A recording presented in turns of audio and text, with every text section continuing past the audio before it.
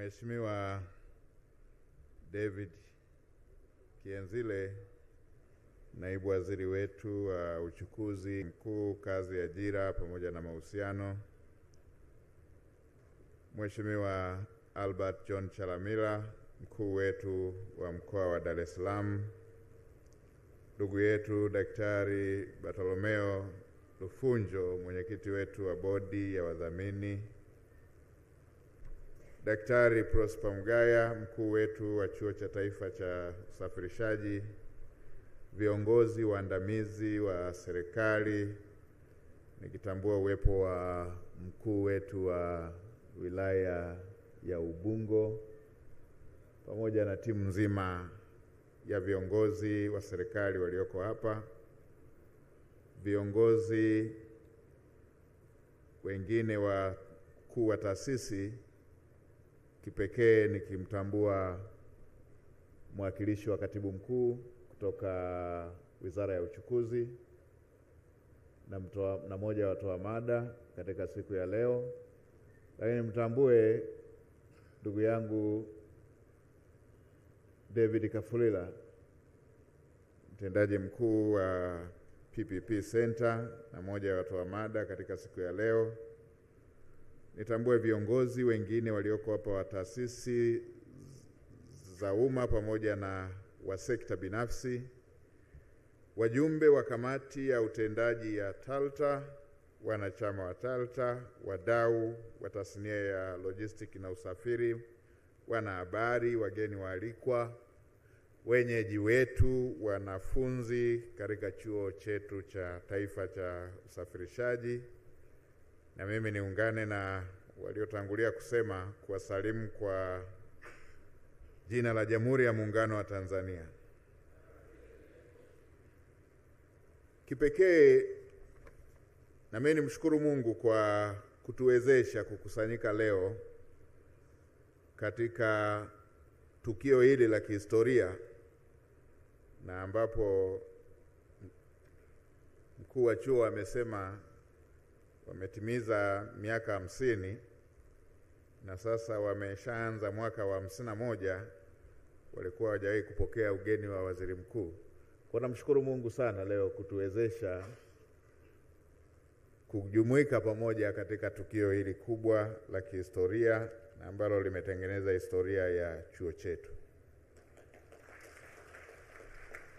Nitoe pongezi kwa Daktari Lufunjo, mwenyekiti wetu wa bodi ya wadhamini wa chama cha wataalamu wa logistics na usafiri, kwa kusimamia vyema utekelezaji wa maono na dira ya chama hiki. Lakini pia nimpongeze ndugu yetu Alphonse Mwingira, rais wa chama, pamoja na wanachama wote wakiwemo na wataalamu ambao ndo wamekuwa chachu na hasa nguzo ya tukio lote hili ambalo limetukusanya leo. Lakini tatu, ni wapongeze viongozi na watendaji wote wa Wizara ya Uchukuzi, na leo hii wakiwa wamewakilishwa na Mheshimiwa Naibu Waziri kwa niaba ya wizara pamoja na timu yote ya wataalamu wa Wizara ya Uchukuzi kwa kazi kubwa ambayo wanaifanya, lakini pia kwa kuratibu vyema kongamano la wataalamu kama ambavyo tumeona. Mheshimiwa Waziri, hongereni sana, na wafikishie pongezi hizo timu yote ya Wizara ya Uchukuzi. Kipekee niwatakie kila laheri wenyeji wetu, watoto wanaosoma katika chuo hiki. Nimepewa taarifa kwamba katika majira haya wako katika mitihani yao. Wafikishieni salamu hizo, tunawatakia kila laheri, wafanye vyema katika mitihani wanayoendelea nayo. Na mimi kati ya watoto wao nilionao zaidi ya 200, nadhani hapa nina kama 10 au 10 na wapo hapa wanasoma, na wengine walishahitimu. Kwa hiyo unaposhuhudia ubora wa wahitimu, wale na mimi ni shahidi, na watoto wangu waliotoka hapa ambao wanafanya vyema sana sana. Sasa kabla sijaendelea na hotuba yangu, niwaombe mridhie nimpe angalau dakika 2-3 Mheshimiwa Waziri wa Kazi ili aweze kutusalimia. Maana yake yeye anaongoza sekta mtambuka. Karibu sana Mheshimiwa Waziri, usalimie. Mheshimiwa Dr. Mwigulu Lameck Nchemba, Waziri Mkuu wetu wa Jamhuri ya Muungano wa Tanzania, naomba nitambue itifaki ya viongozi wote waliopo meza kuu na washiriki wote wa kongamano hili na wasalimu kwa jina la Jamhuri ya Muungano wa Tanzania. Awali ya yote, kwanza nichukue nafasi hii kumshukuru Mwenyezi Mungu mwingi wa rehema kwa kutujalia siku njema yenye baraka. Lakini kwa namna pekee ni kushukuru sana Mheshimiwa Waziri Mkuu kunipa heshima ya kunikaribisha niseme neno katikati ya hotuba yako. Mimi nimechukulia kama ni heshima kubwa ulionipa na kushukuru sana Mheshimiwa Waziri Mkuu. Kubwa langu Mheshimiwa Waziri Mkuu ni kumshukuru sana Mheshimiwa Rais Daktari Samia Suluhu Hassan kwa namna ambavyo amefanya uwekezaji mkubwa katika sekta hii ya uchukuzi. Mengi yamesemwa na watangulizi, lakini mimi nitatoa mambo machache kama ushuhuda kwenye sekta hii. Mheshimiwa Waziri Mkuu, sisi wizara ambayo iko chini ya ofisi yako tunashughulikia kazi, ajira na mahusiano. Tunafanya kazi kwa ukaribu sana na chuo hiki cha usafirishaji. Kwa hivi karibuni tumepata fursa nyingi za ajira vijana kwenda kufanya kazi nje ya nchi. Na hizo ajira zimekuwa zikiratibiwa na ofisi yako kwenye idara yetu ya kazi, ajira na mahusiano. Baada ya wale waliotupa ajira kuja kufika kwenye chuo hiki, walifurahishwa sana kuona namna serikali ilivyowekeza, na wakasema kwa uwekezaji huu kwenye sekta hii ya uchukuzi tutaendelea kufanya kazi kwa ukaribu na nchi yetu ya Tanzania. Tunashukuru sana. Na kutokana na uwekezaji tulionao hapa uliofanyika, ambao NIT imetusaidia kutoa programu ya kozi fupi kwenye masuala ya udereva, tulipata fursa nchini Qatar, fursa 1950 ya madereva. Na mpaka sasa zaidi ya madereva 1000 wamesharipoti na wameanza kazi, na wengine wako njiani kuelekea kwenda kufanya kazi. Lakini hivi juzi Dubai walitupatia fursa za ajira kwa madereva wa pikipiki 511. Kwa kushirikiana na NIT tayari tumeshakamilisha taratibu zote za ajira, na hivi karibuni vijana hao wataanza kuondoka, na wengine tumewaaga leo kuanza safari ya kwenda Dubai. Lakini hivi tena kutokana na kozi nzuri zinazotolewa hapa, tumepata vijana wengine madereva taxi 268 ambao nao tumekamilisha taratibu zote, na hivi karibuni wataanza kuondoka kwenda kuripoti kufanya kazi huko ambako tumepata fursa. Kwa ndani ya muda mfupi, kwa kushirikiana na NIT tumepata vijana 2729 ambao wamepata fursa za ajira. Kwa tunampongeza sana Mheshimiwa Rais kwa uwekezaji mkubwa sana katika chuo hiki muhimu sana. Lakini kubwa zaidi kwa wataalamu ambao umetufanya tukutane kwenye kongamano hili. Nimeona pia mmeongelea habari ya kuwa na professional board. Lakini naomba pia mtaalamu kutoka Wizarani ya Uchukuzi, mtaalamu wa utumishi, ameongelea miundo ya serikali. Lakini naomba niwahakikishie na wale ambao hawatapata fursa ya kuajiriwa serikalini, serikali ya Daktari Samia Suluhu Hassan itaendelea kusimamia haki na maslahi yao, hata wale watakaoajiriwa kwenye sekta binafsi. Kwa sababu serikali kwa muda mrefu tumekuwa tukipata changamoto toka kwenye sekta binafsi. Wengi kutoka kwenye kada hizi wanafanya kazi, wengine hawapewi mikataba, wengine hawazingatii kile kima cha chini cha mshahara kilichowekwa na serikali. Lakini chini ya miongozo ya Mheshimiwa Rais wetu na chini ya miongozo yako Mheshimiwa Waziri Mkuu, tutahakikisha pia masuala ya ajira yote yanayohusu kada hii yanasimamiwa kama ambavyo yanasimamiwa vizuri katika sekta ya umma ambayo wamesema hapa mkurugenzi kutoka kwenye kitengo cha rasilimali watu. Mheshimiwa Waziri Mkuu, nakushukuru sana. Sisi tukuahidi tutaendelea kutekeleza maelekezo yako kuhakikisha kwamba sekta ya ajira nchini inakuwa imara, kwa sababu katika kufikia malengo ya kutekeleza dira 2050 itahitaji rasilimali watu iliyowezeshwa vizuri na kusimamiwa vizuri, kwa maana ya sekta ya umma na sekta binafsi. Na sisi ambao tunasimamia sekta ya ajira tutasimama imara kuhakikisha kwamba hii rasilimali watu ambao ni nguvu ya uzalishaji tunaisimamia, na haki za wafanyakazi zinazidi kuboreshwa na haki zao zinasimamiwa vizuri. Mheshimiwa Waziri Mkuu, baada ya kusema hayo, Nakushukuru sana kwa fursa hii na asanteni sana kwa kunisikiliza. Asante sana Mheshimiwa Waziri. Sasa nikiwa naanza hotuba yangu, nianze kwa kuwaletea salamu za Mheshimiwa Rais Daktari Samia Suluhu Hassan, Rais wetu wa Jamhuri ya Muungano wa Tanzania, ambaye kwa maono yake leo tumeweza kuelezewa mageuzi makubwa ambayo yamefanyika katika sekta ya uchukuzi, lakini pia katika chuo chetu hiki. Zamani chuo hiki, nikiongea Kisukuma, kalikuwa kachuo tu, kalikuwa kachuo hivi. Lakini leo hii ukiongelea chuo NIT kina hadhi sawa na kwenye nchi zingine, ndio kinakuwa chuo kilicho kikubwa katika nchi hiyo husika. Hiyo ndiyo hadhi ya NIT ilivyo hivi sasa.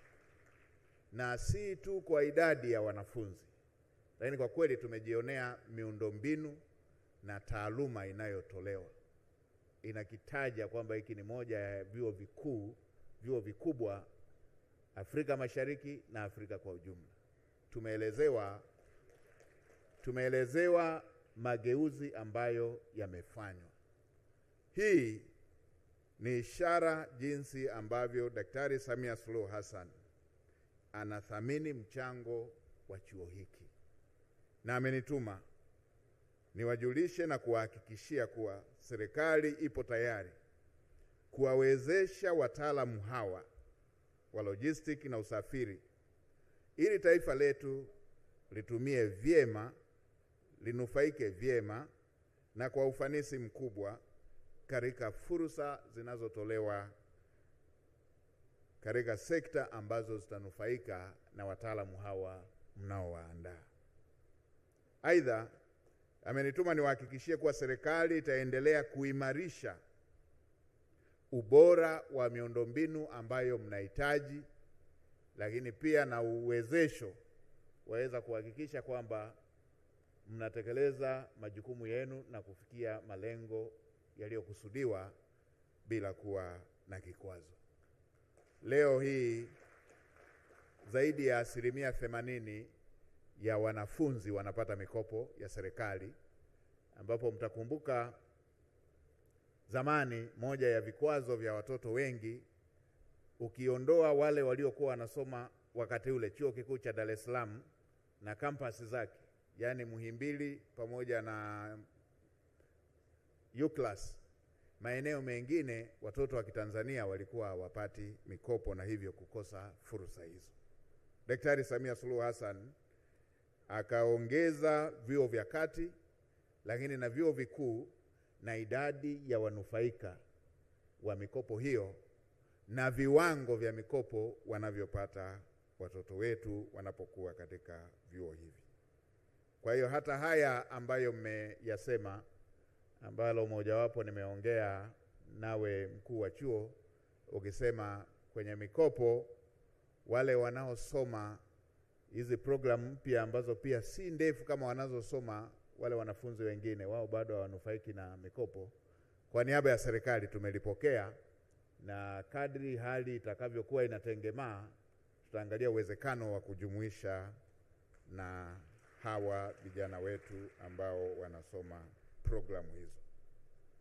Nakumbuka kama ulivyolisema pale wakati unaninong'oneza kwamba kwa ukosefu huo wa mikopo, basi kunafanya watoto wa matajiri peke yao wanaoweza kujilipia ada ndio waweze kusoma. Lakini kada hii inahitaji utimamu wa kijana bila kujali anatoka familia gani. Tumeshuhudia kupitia Dr. Samia Scholarship, tumeshuhudia vijana wa kutoka vijijini wakiwa miongoni mwa watoto waliofaulu vizuri sana, wakawepo kwenye watoto walionufaika na Samia Scholarship. Mimi naye moja ya watoto niliokuwa nawasaidia alipiga A zote 3,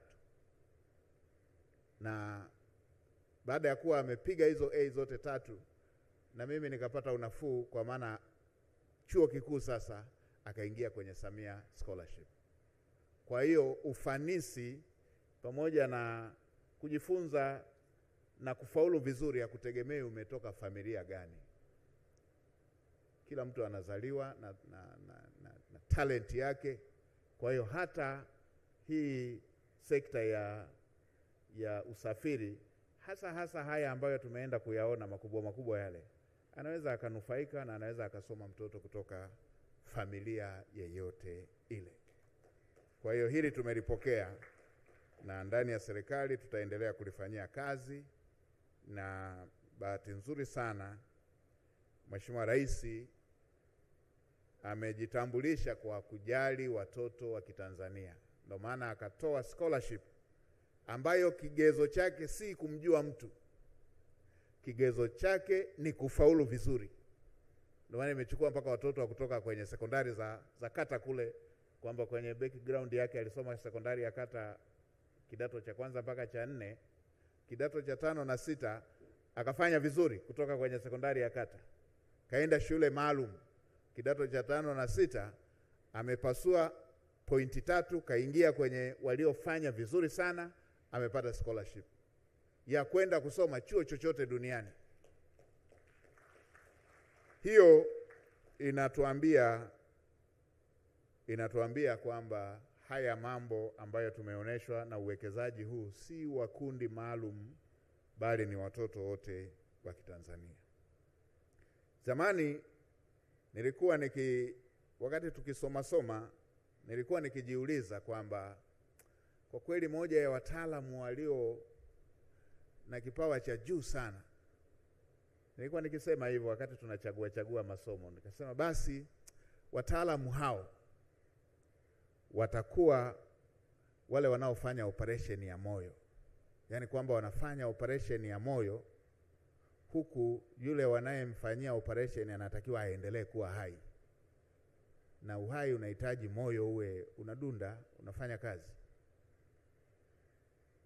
Baadaye nilipokuja kusafiri kwa ndege, nikasema kwa kweli wale wanaofanya matengenezo na maintenance ya ndege, na ikapita juu vile, na zingine safari ndefu vile, na watuambiage ili tusishituke, pengine zingine wanatengenezaga huku tukiwa kule juu. Hawa na wenyewe ni wataalamu ambao wanafanya mambo ya wataalamu waliojaliwa vipaji vya juu sana. Sasa wataalamu hao tunaowaongelea, kama alivyosema mkuu wa chuo, si kwamba wako Ulaya, wako hapa NIT. Tumezoea kuyadogosha mambo, nadhani hili si jambo la kulidogosha. Na kwamba miundombinu, infrastructure iliyoko hapa kwa ukanda wa Afrika Mashariki kwamba ndio ya kwanza, na kwamba inakimbiliana na ile ya shirika la ndege kule Ethiopia. Hili si jambo dogo. Na nirejee tena kumpongeza Daktari Samia Suluhu Hassan kwa uwekezaji wa aina hiyo. Zaidi ya bilioni 70 zimeletwa hapa. Hii inahitaji maono, kiongozi mwenye maono makubwa na kiongozi anayewapenda wananchi anaowaongoza. Na haya si maneno ya kwenye hotuba, nimepita nimejionea pande wa uwekezaji kwenye miundombinu ya mabweni, lakini pia nimejionea upande wa miundombinu ya kujifunzia. Hongera Daktari Samia Suluhu Hassan, lakini pia hongereni na ninyi ndugu zetu wenyeji wetu wa chuo kwa kuendelea kuchukua hatua za kuwa na mitambo ya kisasa namna hiyo ya ufundishaji. Kuna eneo tulipita pale, kumbe tulikuwa tunaelezewa tu, ikawekwa ile mitikisiko kidogo ile. Nikaona Wasukuma wenzangu pale wakiogopa, sababu mtikisiko ule ulikuwa kama wa kwenye mawingu makali yale, ambayo Mwalimu Nyerere aliwahi kusemea, ukipita kwenye mtikisiko wa mawingu makali yale lazima uongee kilugha. Sina shaka nyote mtakubaliana nami kwamba huduma za sekta ya uchukuzi ni mhimili wa muhimu wa kuwezesha shughuli za kiuchumi na kijamii katika taifa lolote. Hapa nchini, sekta ya uchukuzi imeendelea kuwa kichocheo muhimu katika maendeleo ya kiuchumi na kijamii kwa kuchangia ukuaji wa biashara ya ndani na nje, hivyo kuacha umuhimu usifanywe na sekta zingine peke yake. Na mimi niwaambieni, kama ilivyo kwenye mwili wa binadamu, pasipo kuwepo na mifumo ya kusafirisha damu inayofanya kazi, hata kama una damu nyingi, uwezekano wa kuendelea kuwa hai ni mdogo au haupo. Kwa hiyo hivyo ndivyo ambavyo sekta hii ina mchango mkubwa wa kuchachua uchumi na uwekezaji ndani ya nchi yetu na nje ya nchi kwa kiwango hicho.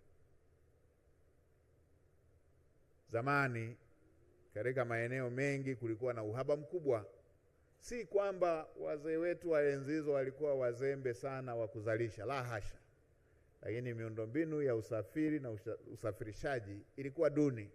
Kwa hiyo sehemu yenye ziada ilikuwa haiwasiliani na sehemu yenye upungufu. Uwepo wa miundombinu ya uhakika ya usafiri na usafirishaji umefungua na kukuza sekta muhimu za uzalishaji, ikiwemo kilimo, mifugo, viwanda, madini pamoja na nyingine zinazosafirisha bidhaa nyingi.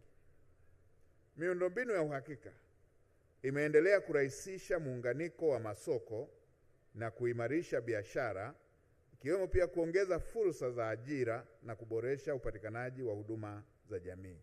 Hatua hizo zimeongeza ushindani wa bidhaa na huduma ndani ya nchi na nje ya nchi.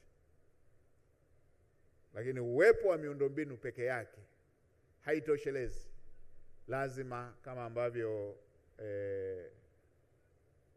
ndugu yetu alisema pale mwendesha ratiba kuhusu software na hardware na hard copy, niseme kuwa pia kuwa tu na miundombinu peke yake kusingeweza kutosheleza kuleta manufaa hayo ambayo yamekusudiwa. Hapo ndipo unapokuja umuhimu wa chuo hiki, ambapo sasa chenyewe kinatengeneza wataalamu wa kuweza kwenda sambamba na miundombinu na vitendea kazi ambavyo ni vifaa vya usafiri pamoja na nyenzo zingine.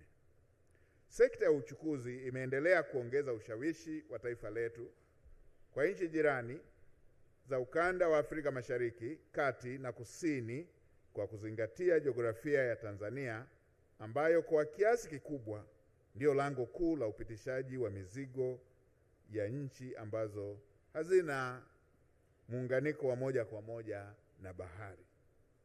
Kupitia shoroba za kati ambako ndiko kunakoanzia bandari ya Dar es Salaam, shoroba za kaskazini ambako ndiko iliko bandari ya Tanga, na upande wa shoroba ya kusini ambako kuna bandari ya Mtwara, nchi yetu imeweza kuwa na shoroba muhimu kwa majirani zetu.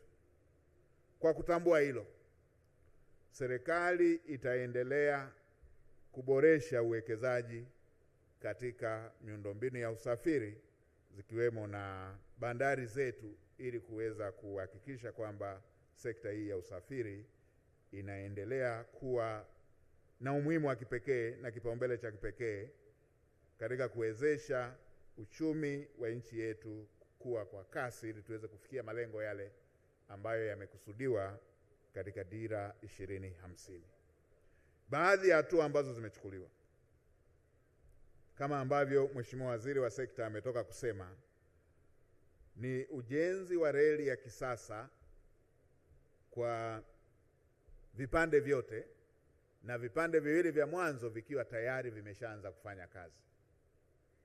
Tunavyoongea, kama mnavyojua, Dar es Salaam Dodoma reli inafanya kazi, lakini Dodoma mbele kidogo kule Makutupola karibu na Singida kule kwenda Tabora mkandarasi yuko site. Tabora kwenda Isaka mkandarasi yuko site. Isaka kwenda Mwanza reli imeshakamilika, nadhani inakaribia 70%. Kutokea Isaka kwenda Mwanza takriban inakaribia 70%. Wenda mpaka Christmas hivi kule Disemba kule.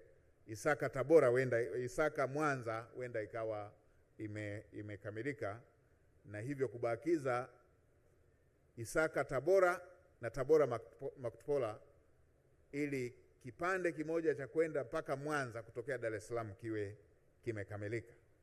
Lakini hivyo hivyo Tabora kwenda Kigoma mkandarasi yuko site, na Kigoma kuelekea Burundi mkandarasi yuko site. Lakini unafanyika pia ukarabati wa kuifufua reli ya Tazara ambayo na yenyewe ina mchango mkubwa. Mkandarasi alishapatikana, na sasa hatua zinazoendelea ni zile za kuelekea kwenye utekelezaji wa mradi. Yanafanyika maboresho ya bandari kama nilivyokwisha kusema na Mheshimiwa Waziri wa Sekta ameshasema, lakini pia unafanyika ukarabati wa barabara katika maeneo mbalimbali ya nchi yetu ambapo kazi ni kubwa inaendelea kufanyika. Lakini pia unafanyika ujenzi wa viwanja vya ndege ambapo uwanja wa Msalato runway yake imeshakamilika na ndege zimeshajaribishwa kutua. Lakini pia ujenzi wa Msoma umeshaanza kutumika. Uwanja wa ndege wa Sumbawanga, uwanja wa ndege wa Msoma umeshaanza kutumika. Uwanja wa ndege wa Sumbawanga ujenzi wake umekamilika, umeshaanza kutumika na tumeshauzindua. Uwanja wa ndege wa Arusha na wenyewe umepata maboresho makubwa. Uwanja wa Tabora, Bukoba, Mtwara, Kilimanjaro, maboresho makubwa yamefanyika, na sasa tunaenda kuboresha uwanja wa ndege wa Mwanza ambapo kwa taarifa nilizopewa tangazo la kumpata mkandarasi limeshatolewa. Hizi ni sifa za nchi inayoendelea, inayosonga mbele. Ukitajiwa mradi mmoja na bei yake, mradi mmoja, utaweza kuona ukubwa wa nchi yetu na dhamira ya viongozi wetu katika kuisukuma nchi yetu kwenda mbele. Lakini hapa kwenye taarifa hatutekelezi mradi mmoja tu. Mnaweza mkaona miradi yote hii ambayo tumeitaja ikiwa kwenye utekelezaji na ikiwa miradi yenye gharama kubwa. Mfano, reli ya kisasa inaendeshwa kwa umeme. Umeme unaotumika tu kuendesha treni. Kwa nchi zingine megawati hizo zote ndio megawati ambazo zinatumika kwa nchi nzima. Hapa Tanzania ni megawati zinazoendesha tu treni.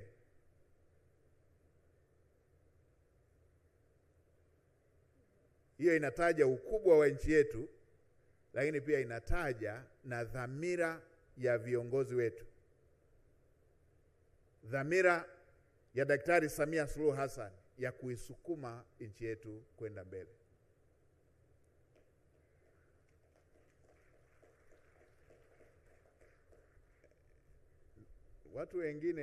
Watu wengine huwa wanapenda kufifisha mafanikio haya.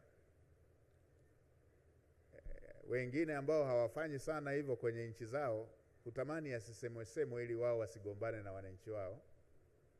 Lakini kwa kila Mtanzania anatakiwa aone pride, aone sifa kuwa Mtanzania, aone sifa pia kwamba nchi inaweza kutekeleza miradi ya aina hii. Leo tumeona uwekezaji uliofanyika katika chuo chetu hiki cha taifa cha usafirishaji. Ukiongelea tasnia ya elimu ya juu, ni kila mkoa unakokwenda kuna jambo kubwa lenye uwekezaji wa bilioni 50 mpaka 70 kwa ajili ya elimu ya juu. Kila mkoa, ninyi si mnatoka mikoa mbalimbali, kila mkoa una rekodi yake ya chuo cha aina hiyo, ambacho kwa nchi nyingine ndio ingekuwa chuo kikuu cha nchi husika. Nimeongelea umeme ule unaotumika kusukuma reli. Mheshimiwa Waziri analijua vizuri hili, kwamba kwa nchi nyingine, nchi zingine zina megawati kidogo kuliko umeme unaotumika tu sisi hapa kusukuma reli. Nini? Ndani ya miaka 5 umetekelezwa mradi wa ujenzi wa bwawa la kufua umeme la Mwalimu Nyerere ambao umetumia zaidi ya trilioni 6.5 fedha za walipa kodi wa Tanzania, fedha za ndani, ambao unazalisha zaidi ya megawatts 2000 plus 2115, na ukiunganisha na zilizokuwepo, nchi sasa ina ziada ya umeme zaidi ya megawatts 2000, kitengeneza umeme, kifua umeme zaidi ya megawatts 4000. Hiyo inataja dhamira ya dhati ya Daktari Samia Suluhu Hassan ya kuhakikisha nchi yetu inasonga mbele. Lakini yamefanyika pia maboresho ya vyuo vinavyotoa mafunzo ya usafirishaji. Tumeambiwa hapa na rais na wasemaji waliotangulia. Lakini niendelee kuwapongeza na kuhakikishia kwamba serikali itaendelea kuunga mkono jitihada za kuendesha mafunzo ya marubani, wahandisi wa ndege, wahudumu wa ndege, pamoja na wataalamu wote wanaohitajika katika sekta hii. Na hii ni jambo ambalo ukiona tu ndege iko juu unaweza ukadhani wapo wengine wanaohusika si wa Tanzania. Mimi nina rafiki yangu moja ambaye tulianza kujadili tukiwa sekondari. Tunajadiliana, wewe kwa nini umeamua kuchagua masomo haya? Tunaelezana, na wewe kwa nini umeamua kuchagua masomo haya? Akasema anataka kuwa rubani. Mimi nikamwambia nataka kuwa kiongozi. Akaniambia nitakuja kukurusha kwenye ndege. Tukiongea hapo, tuko bwenini. Tuko bwenini. Imeenda, tulipomaliza sekondari kaenda kusoma masomo ya kuwa rubani. Akahitimu vizuri. Tukawa tunajua amehitimu. Akaendelea ni rubani wa ndege zetu za Tanzania. Siku moja nikapata fursa ya kuwa sehemu ya msafara wa Mheshimiwa Rais. Tulikuwa tunaenda China. Ndege tuliotumia ya shirika la ndege la Tanzania. Tulipotua,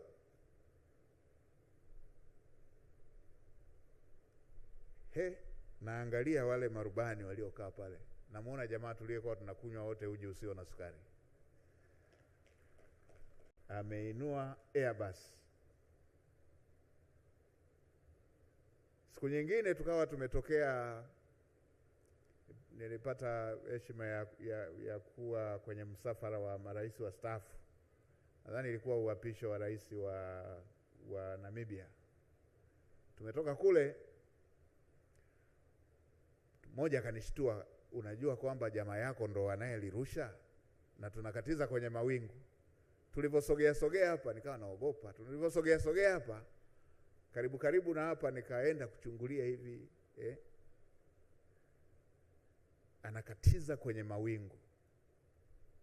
Kwa wala tusije tukadhani haya mambo makubwa haya yanawahusu watu wa majuu huko. Ni watoto wa Kitanzania wa kutoka familia yeyote wanaweza kuyafanya, na hongereni sana chuo kwa kuendelea kuandaa wataalamu hawa.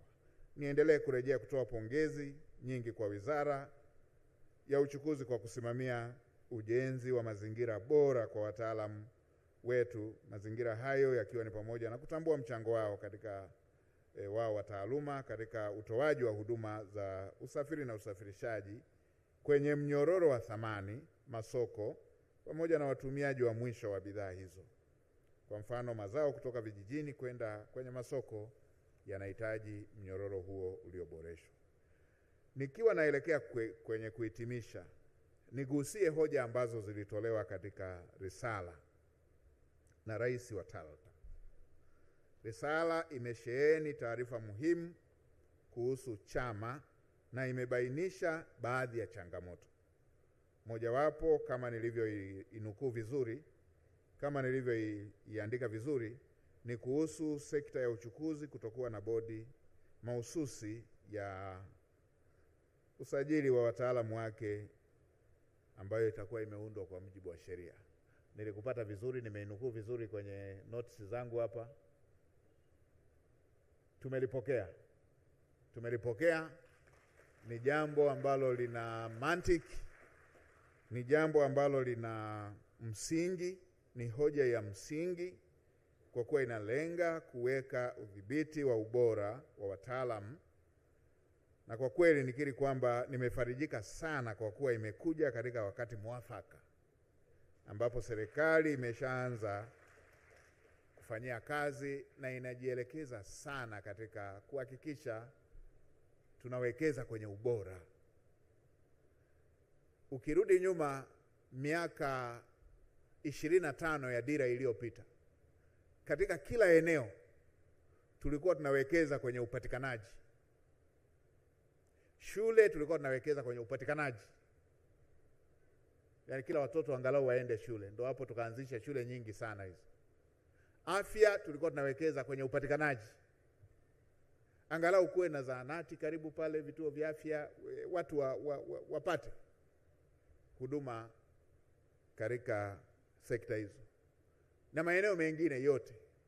Lakini tunakokwenda, ukifuatilia utafiti uliofanywa na Wizara ya Mipango na Uwekezaji chini ya Profesa Kayangu Kitila Mkumbo, survey ile ilionyesha kwa wananchi wanaridhika na upatikanaji wa huduma, lakini wanaiomba serikali miaka 25 hii inayokuja ya dira hii ambayo imeanza kutekelezwa, serikali ijikite kwenye ubora,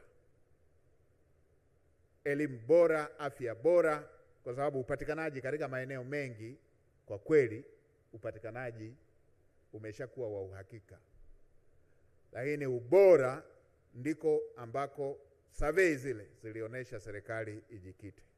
Na ninyi hapa mnaongelea kuleta bodi ili kwa kweli iweze kusimamia, ili tujihakikishie na masuala ya ubora huko tunakoelekea. Serikali imelipokea hili na inalichukua kwa uzito, na niwaelekeze Wizara ya Uchukuzi kushirikiana na wadau wengine, harakisheni kukamilisha waraka wa Baraza la Mawaziri ambapo ni sehemu ya utaratibu wa kuweza kwenda kwenye uundaji wa bodi. Niliambiwa kwamba tayari hatua za awali zilishafanyika na ilishapiga hatua. Nadhani iko kule Secretariat, ilishapata maoni ya awali. Kwa ikishakamilika, mkishakamilisha kutekeleza maoni yale ambayo yametolewa na Secretariat ya Baraza la Mawaziri, basi harakisheni waraka ule uende kwenye baraza ili upate ridhaa ya Baraza la Mawaziri ili tuweze sasa kwenda kwenye utekelezaji wake.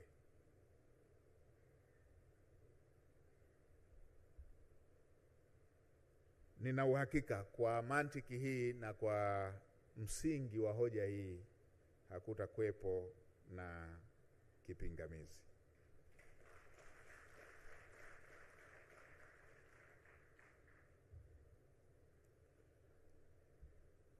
Tumepata hoja pia kuhusu kutokuwepo kwa idara au vitengo vya kusimamia maafisa usafiri.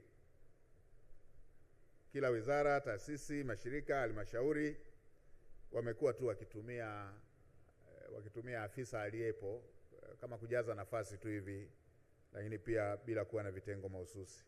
Niwaombe pia hii hoja tuipokee ili tuweze kuona namna bora ya kulishughulikia.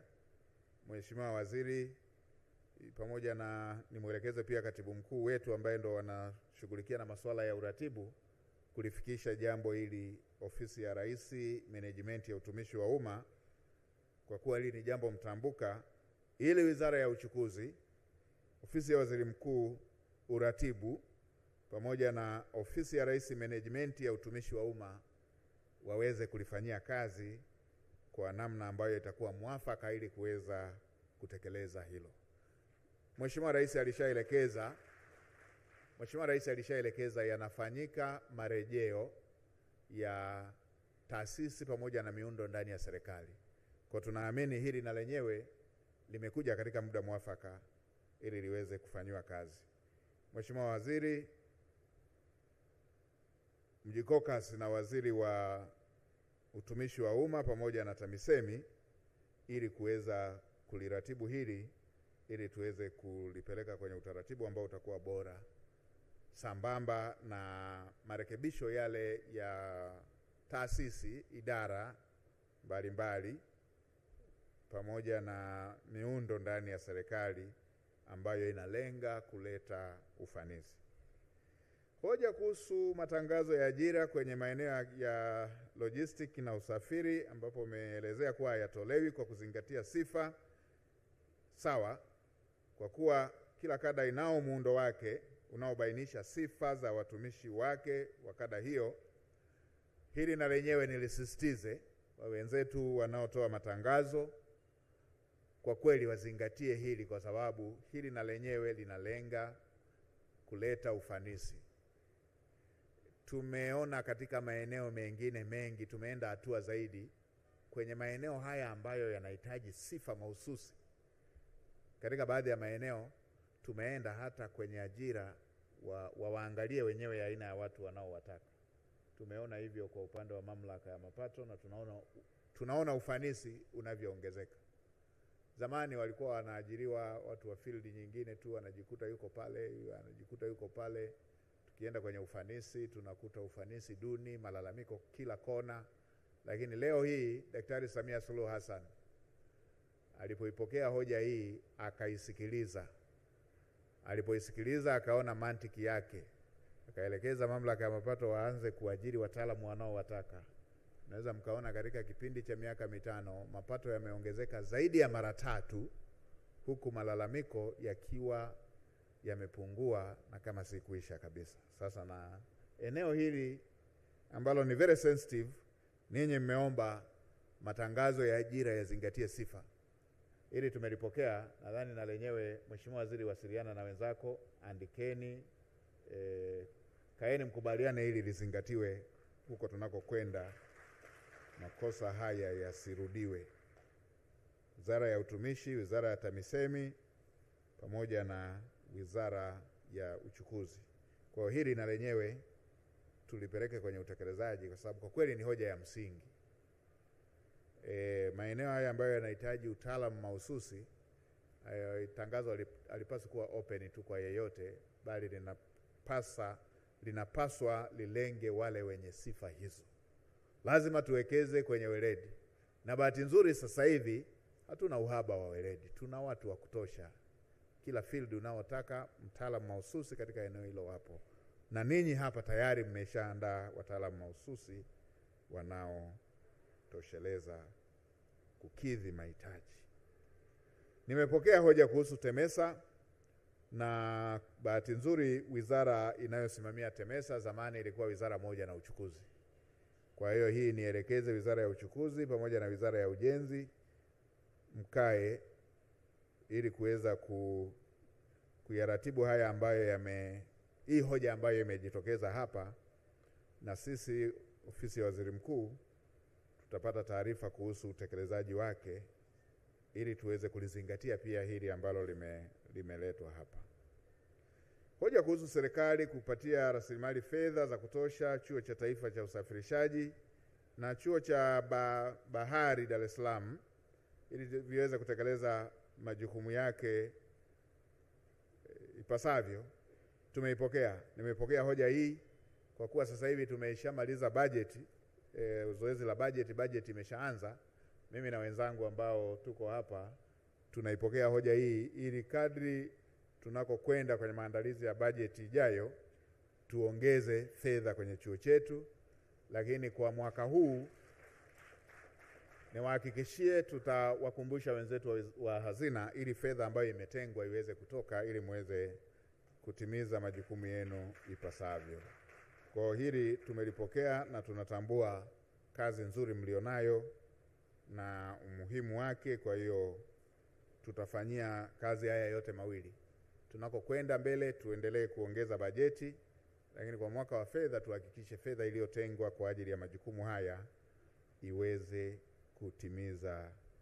kutoka ili muweze kutimiza majukumu mliokuwa mmeyapanga. Hoja kuhusu viongozi wa wizara na taasisi kuwaruhusu na kuwawezesha watumishi wake ambao ni wataalamu wa masuala ya logistics na usafiri kujiunga na TALTA. Suala la watumishi kujiunga na vyama vya kitaaluma kwa kweli halina pingamizi, isipokuwa tu pale ambapo pana uwezekano wa mgongano wa maslahi, ndio serikali ambapo huwa inakuwa na wajibu wa kufanya tathmini ya zaidi. Kwa jambo hili la logistics na usafirishaji kwa kweli wanaweza kujiunga, ili mradi tu malengo hayakinzani na matakwa ya miiko ya kazi zao. Kwa hiyo niwaelekeze makatibu wakuu wafanyie tathmini hili jambo na wabainishe kama kuna maeneo yoyote ambayo kama hakuna maeneo yoyote ambayo yanaweza yakaleta ukinzani wa kitaaluma, basi watumishi hao waruhusiwe, kwa sababu tuna vyama hivi vingi tu vya aina hii na havijawahi kuwa na shida yoyote. Vyama vya kitaaluma, vyama vya kitaalamu ni vya muhimu, kwani vina mchango mkubwa katika kuimarisha utendaji kazi wa wataalamu wetu husika na kuwawezesha kutekeleza majukumu yao. Hiyo unawaweka wataalamu wa eneo la aina moja pamoja, wanaendelea kuwaza namna ya kuongeza ubora katika taaluma zao. Ninapomalizia nirejee tena kuwaomba uongozi wa TALTA na wanachama wote kuweka mpango mkakati wa kuhakikisha chama kinakuwa endelevu, kizingatie weledi, isiwe chama pressure group, kisije kikatoka katika malengo yaliyokusudiwa. TALTA kwa kushirikiana na Wizara ya Uchukuzi pamoja na taasisi zingine za serikali mshirikiane kufanyia kazi haya ambayo yametolewa leo. Ili pengine mmeshapata na mwaliko wa mwaka kesho, haya ambayo tumeyaongelea leo tunapokutana tena, kwa kweli tuwe na cha kuripoti kwamba hili limekamilika, ili tusiwe na taarifa inayofanana tutakapokutana kwa mara nyingine. Kwa hiyo haya yafuatilieni, yafanyieni kazi wizara zote nilizozitaja, na tupate mrejesho wa utekelezaji wake. Tunapokuja, Mungu akitupa uzima na ruzuku ya kuiona siku nyingine ya aina hii, ya kongamano la aina hii, tutoe taarifa kwamba hili limeshakamilika. Na niwakumbushe wataalamu, sio taarifa kwamba utekelezaji wake ulifanyika kwa barua yenye kumbukumbu namba hii. Barua yenye kumbukumbu namba sio utekelezaji. Utekelezaji kwamba hili limekamilika sasa, kama ni wa kujiunga walishajiunga, kama ni bodi sasa imeshakuwa, kama ni matangazo ya wataalamu kuzingatia sifa, sasa matangazo yameshakuwa yanazingatia sifa. Sio utumishi tuliowajulisha kwa barua yenye kumbukumbu namba hii. huo sio utekelezaji. Maafisa masuhuli waweke kipaumbele katika kuandaa mipango ya mafunzo na kutenga bajeti ambazo zitawaendeleza wataalamu wetu hasa katika uelekeo huu ambao tumeusema na ambao tumeelezewa kwa kirefu hapa. Na la mwisho, nitoe rai kwa Watanzania wote kutumia fursa za mafunzo haya ya wataalamu wa logistics na usafiri yanayotolewa na chuo chetu, ikiwemo Chuo cha Taifa cha Usafirishaji ambacho kinatoa mafunzo ya urubani, wahudumu wa ndege pamoja na wahandisi wa ndege, mafunzo ambayo kwa miundombinu tuliyoiona hapo yatatoa wataalamu wenye ubora wa hali ya juu. Wakati umefika, lazima tujivunie vya kwetu. Katika hii niseme Wizara ya Uchukuzi, wekeni mpango mahususi wa kunadi fursa hizi, na kwa kweli tunataka wanafunzi wajiunge na NIT kutoka ndani na nje ya nchi, na pia Wizara ya Uchukuzi itumie fursa hii kuzikumbusha balozi zetu kutangaza fursa hii kubwa ambayo inapatikana ndani ya nchi yetu.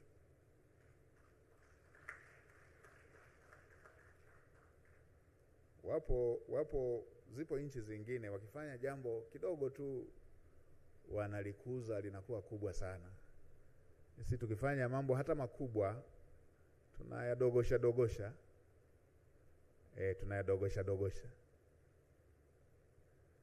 Lakini ingekuwa kila Mtanzania anajaribu kufuatilia kitu kimoja, hata waliozaliwa kabla, hata waliozaliwa baada, angefuatilia kimoja kabla ya kuanza kutekelezwa kwa dira 2025 Tanzania ilikuwaje, ukaanza kuchambua sekta moja, na baada ya kuimaliza dira 2025 Tanzania ikoje, ungeweza kuitofautisha Tanzania na nchi zingine. Wengine walio wadogo zaidi wakizaliwa na masuala yakapambazuka haraka wakapata kujua mambo yanavyoenenda, hudhania hii nchi ilikuwa hivi. Miaka wala sio mbali sana, yani miaka 25 iliyopita, hudhania nchi ilikuwa hivi. La hasha. Kabla ya kuanza, nikiongelea tu eneo moja wapo hata ili la usafirishaji tu leo, kabla ya kuanza kutekelezwa dira 2025, yani miaka 25 iliyopita, eneo la usafirishaji lilikuwaje? Moja, kwenye miundombinu ya barabara. Tanzania, Kenya na Uganda zikiwa ndio nchi pekee zinazounda Jumuiya ya Afrika Mashariki baada ya kuwa imefufuliwa tena, Watanzania wa kutoka kanda ya Ziwa walikuwa wanapitia Kenya ili wapite kwenye barabara ya lami. Kutokea Mwanza kuja Dar es Salaam unahitaji wiki moja mpaka wiki mbili kwa barabara ya vumbi ya miaka 25 iliyopita. Leo hii kwa nchi zote za Afrika Mashariki, moja ya nchi iliyounganishwa kwa barabara za lami, barabara bora za lami ni Tanzania. Viwanja vya ndege ambavyo kimsingi vingine ni vya kimataifa, hatujavipa tu jina hilo, Tanzania. Kabla ya kuanza kutekeleza dira hii ambayo tumeimaliza juzi, ukienda upande wa mawasiliano, ilikuwa ni sanduku la posta na simu wilaya nzima mnaenda kupokelea wilayani. Mimi nilitumia wiki nzima, naenda asubuhi mpaka jioni wilayani, asubuhi mpaka jioni, naondoka sikuitwa, ndiye mtarajia nipigie simu wa kupiga, narudi kwa mguu kilomita kama 22, na kesho yake narudi.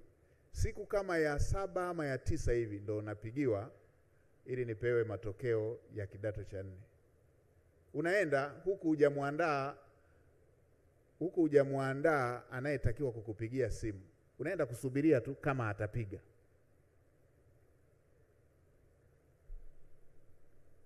Leo simu ni hata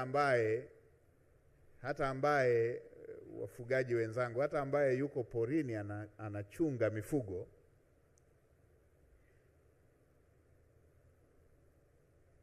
anafuatilia kombe la dunia. Ndani ya miaka 25 tofauti ambayo imefanyika. Ndio maana tumeweka malengo mengine makubwa kuelekea 2050, kwa sababu kwa kweli tumesha jaribu na ikawezekana katika dira iliyopita. Miaka 25 iliyopita umeme ulikuwa umeunganishwa kwenye mpaka makao makuu ya mikoa, tena michache. Kwingine kote ni kila mtu na kibatari chake, kila mtu na taa ya chemli. Jana wengine wengi hawajui taa ya chemli ni nini, na kimpa kuwekea utambi aweki. Jui kuzungusha kile kitufe ili utambi upande ama ushuke.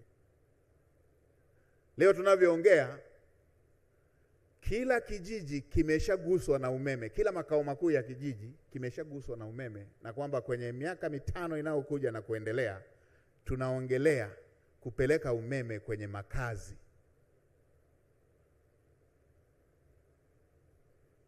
Kwa hiyo kwa haya ambayo tumeelezewa na mkuu wetu wa chuo, ni mambo ambayo yanaleta heshima kwa nchi yetu, ni mambo yanayoleta heshima kwa serikali, na kwa kweli tuendelee kumpongeza Mheshimiwa Rais kwa hatua hizi kubwa ambazo tumezifanya, kwa hatua hizi kubwa ambazo amezifanya, na kwa hatua hizi kubwa ambazo kama nchi tumezifanya kama nilivyotoka kusema. Ikiwa naelekea kumalizia, ni washukuru waandaaji wote, ni washukuru viongozi wetu wa dini. Nimekuona shehe, nimekuona padri. Asanteni sana kwa kujumuika nasi, asanteni sana kwa dua. Endeleeni kuiombea nchi yetu. Na mimi niwaambieni, tunapowaomba viongozi wetu wa dini waiombee nchi yetu, ni kwa ajili ya nchi yetu. Hii si kwa ajili ya Tanzania, si kwa ajili ya viongozi, na Tanzania si kwa ajili ya vyama vya siasa. Tanzania ni kwa ajili ya Watanzania. Na kwa wale wanaokumbuka historia, kila Tanzania ilipotaka kupaa, walitokea wale wa kuishikashika shati hivi ili isonge mbele. Fuatilieni, mimi nimekuwa mfuatiliaji wa haya mambo ya hizi nchi za Kiafrika tangu niko shule ya msingi, niko sekondari. Ifuatilieni Tanzania ilikuwaje kabla ya vita vya Tanzania na Uganda, na Mwalimu Nyerere alikuwa na mpango gani kuhusu nchi hii. Ndio muda alipotangaza mpango wa viwanda kwa nchi nzima, ndipo akatokea haya mengine yakashusha uchumi wa nchi yetu kwa kiwango hicho. Leo hii Tanzania ina vitu ambavyo ni vya mfano kwa Afrika nzima. Mheshimiwa Naibu Waziri ametuambia hapa, reli hii ni ya kwanza kwa urefu Afrika nzima, na reli hii ni ya 5 kwa urefu duniani kote. Yaani inapambana urefu na ubora, standard yake, viwango vinapambanishwa na nchi zilizoendelea za dunia ya kwanza. Wengine wajiuliza wamewezaje hawa?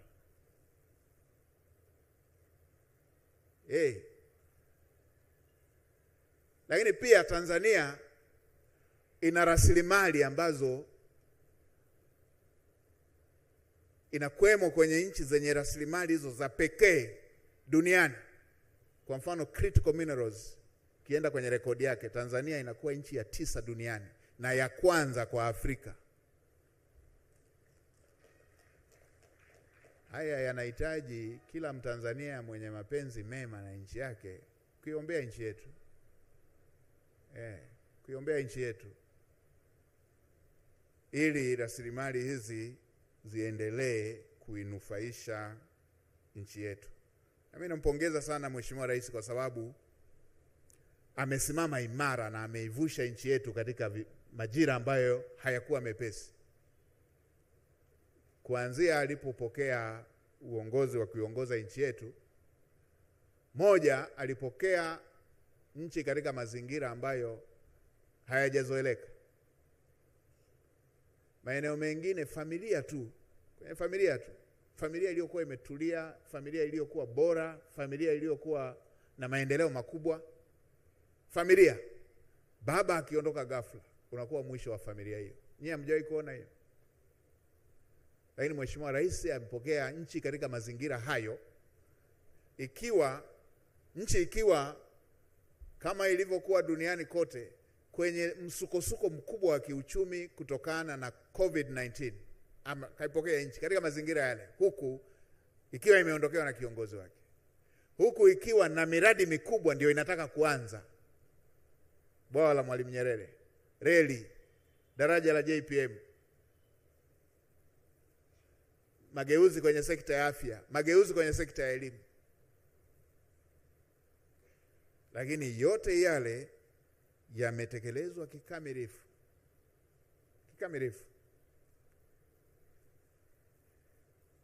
Yakaja yale ya kukosekana dola, yakaja yale ya mzozo wa Ulaya ya Mashariki na mengine ya aina hiyo. Yote yale hayakuifanya Tanzania iyumbe. Leo hii mdororo wa uchumi ambao ulishusha Tanzania wakati wa uviko 19, uchumi wake ukashuka kutoka 7 mpaka 4.7. Sasa Tanzania imeshavuka 6, inarudi kwenda kwenye 7 ndani ya miaka 5. Hii inatuambia tuendelee kuiombea nchi yetu. Tuko kwenye uelekeo mzuri. Zinapotokea chokochoko, basi hizo ndizo zilitokea hata enzi ya Mwalimu Nyerere wakati Tanzania inataka kupaa. Tuiombee nchi yetu, tuendelee kusonga mbele. Kwa viongozi wetu wa dini, nawashukuru sana kwa dua, nawashukuru sana kwa uwepo wenu. Niwashukuru waandaji, Mheshimiwa Waziri, mshukuru Rais wa TALTA, mshukuru mwenyeji wetu, kushukuru sana Mheshimiwa Mkuu wa Mkoa wa Dar es Salaam. Kazi yako ni njema, napata taarifa kila wakati wa utekelezaji wa maelekezo ya serikali, na kwa kweli ndio maana hata taasisi zilizoko chini ya mkoa wako na zenyewe zinapiga hatua. Hongera sana kwa kazi kubwa ambayo unaifanya wewe pamoja na timu yako, akiwemo kaka yangu Mheshimiwa Mkuu wa Wilaya ya Ubungo, kaka yangu Albert Mwingine.